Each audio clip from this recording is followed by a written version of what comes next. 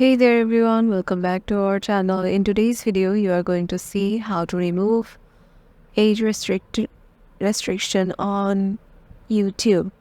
So let's get right into it. Head over to your YouTube channel. And once you're logged in into your YouTube account, head over to your profile and click on the settings option on the upper right corner.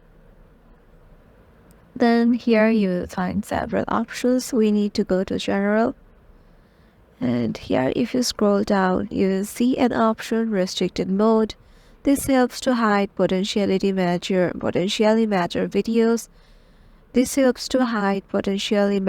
videos. No filter is 100% accurate. This setting only applies to this app on this device, so just toggle it off.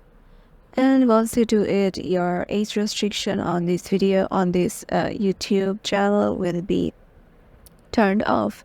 And this is how you can do it. It might not be available sometimes in your YouTube application, so just make sure you have updated your YouTube timely and just follow the videos step by step accordingly. And yeah, this is it. We will see you in the next one.